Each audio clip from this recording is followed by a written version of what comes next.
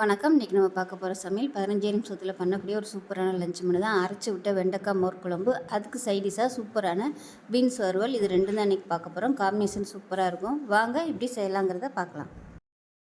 இப்போ ஒரு கடாய் எடுத்துக்கலாம். கொஞ்சமாக எண்ணெய் விட்டுக்கலாம். தேங்காய் எண்ணெய் தான் யூஸ் பண்ணியிருக்கேன். மோர் குழம்பு வந்து எப்பயும் தேங்காய் எண்ணெயில் செய்யும்போது நல்லாயிருக்கும் வாசனையாக. எண்ணெய் லேசாக சூடாக ஆரம்பித்ததும் அடுப்பு நல்லா மீடியத்தில் வச்சுக்கோங்க. 1 டேபிள் ஸ்பூன் துவரம்பருப்பு சேர்த்துக்கலாம். 1 டீஸ்பூன் சீரகம் சேர்த்துக்கலாம். 1 வரமிளகா 2 கிள்ளிட்டு சேர்த்துக்கலாம். அது கூடவே பச்சை மிளகா 2 சேர்த்துக்கலாம். இது கூடவே 4 துண்டு இஞ்சி சேர்த்துக்கலாம். இப்போ எல்லாத்தையுமே நல்லா வறுத்துக்கலாம். இது கூடவே ஒரு 10 வெந்தயம் சேர்த்துக்கலாம். ரொம்ப சேர்க்க வேணாம்.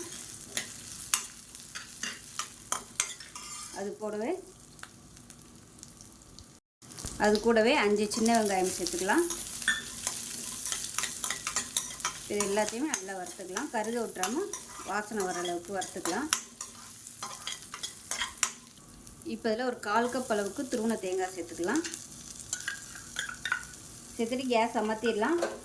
அந்த சூட்டிலே வதக்கி விட்டுக்கோங்க. இது நல்லா ஆறட்டும். ஆறுனதுக்கப்புறமா மிக்ஸி ஜாரில் சேர்த்து நல்லா நைஸாக அரைச்சிட்டு பார்க்கலாம். இப்போ அதே கடாயில் கொஞ்சமாக எண்ணெய் விட்டுக்கலாம். இப்போ இதில் 50 கிராம் அளவுக்கு வெண்டைக்காயை கட் பண்ணி வச்சுருக்கேன். இந்த வெண்டைக்காயை நல்லா வதக்கி எடுத்துக்கலாம்.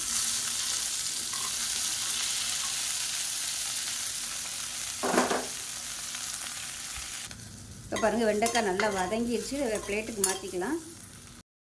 இப்போ ஒரு கடாயை எடுத்துக்கலாம். நம்ம அரைச்சி வச்சுருக்க அந்த தேங்காய் பேஸ்ட்டை சேர்த்துக்கலாம். கூடவே தயிர் சேர்த்துக்கலாம்.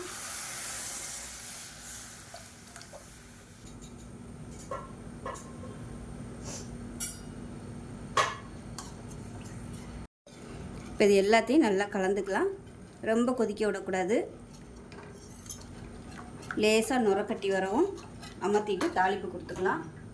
திக்னஸ் பார்த்துக்கோங்க. பார்த்துக்கிட்டு தண்ணி சேர்த்துக்கலாம். உப்பு கொஞ்சமாக சேர்த்துக்கலாம். இப்போ இது கூடவே வதக்கி வச்சுருக்க வெண்டைக்காயும் சேர்த்துக்கலாம்.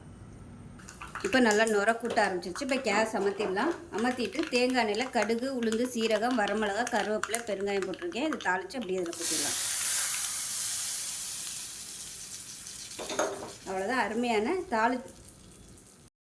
அருமையான வறுத்தரைச்ச வெண்டைக்காய் மோர் குழம்பு ரெடி ஆயிடுச்சு. சூப்பராக இருக்கும். இதே மாதிரி செஞ்சு பாருங்கள். செஞ்சு பார்த்துட்டு எப்படி இருந்துச்சுங்கிறத சொல்லுங்கள். வீடியோ பிடிச்சிச்சின்னா லைக் பண்ணுங்கள், கமெண்ட் பண்ணுங்கள். இப்போ ஒரு கடாய் எடுத்துக்கலாம். தேவையான அளவுக்கு எண்ணெய் சேர்த்துக்கலாம். பீன்ஸ் வந்து நல்லா ஃப்ரை பண்ண போகிறோம். அதனால் எண்ணெய் கொஞ்சம் கூடவே விட்டுக்கலாம். எண்ணெய் சூடானதும் 1 டீஸ்பூன் போல் கடுகு, 1 டீஸ்பூன் சீரகம், 1 டீஸ்பூன் உளுந்து. இப்போ அதில் கருவேப்பிலையில் சேர்த்துக்கலாம். ஒரு கைப்பிடி அளவுக்கு பொடியாக நறுக்கின வெங்காயம் சேர்த்துக்கலாம்.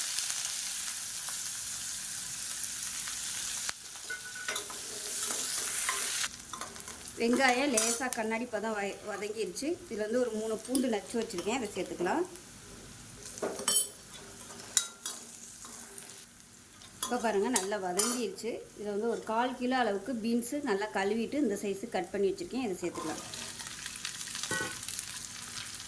இங்கே பொடியாக கட் பண்ணுறதுனாலும் கட் பண்ணிக்கலாம். அதை நல்லா எண்ணெயில் வதக்கிக்கலாம். இப்போ இதில் உப்பு சேர்த்துக்கலாம். தேவையான அளவுக்கு சேர்த்துட்டு நல்லா கலந்து விட்டுக்கலாம். இப்போ இதை மூடி வச்சிடலாம். இப்போ எப்படி இருக்குன்னு பார்க்கலாம். அப்பப்போ நல்லா கிளறி விட்டுக்கலாம். ஒரு அரை வேக்காடு நல்லா பீன்ஸ் எல்லாம் நம்ம வதங்கிடுச்சு. சுருங்க ஆரம்பிச்சிருச்சு பாருங்கள். இந்த ஸ்டேஜில் பொடியெல்லாம் சேர்த்துக்கலாம். அதில் 1 டேபிள் ஸ்பூன் அளவுக்கு தனியாத்தூள் சேர்த்துக்கலாம்.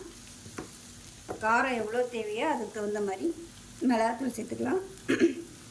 நான் வந்து 1.5 டேபிள் ஸ்பூன் சேர்க்குறேன். இது கூடவே சோம்புத்தூள் கொஞ்சமாக சேர்த்துக்கலாம். இது எல்லாத்தையும் நல்லா எண்ணெயில் வதக்கி விட்டுக்கலாம்.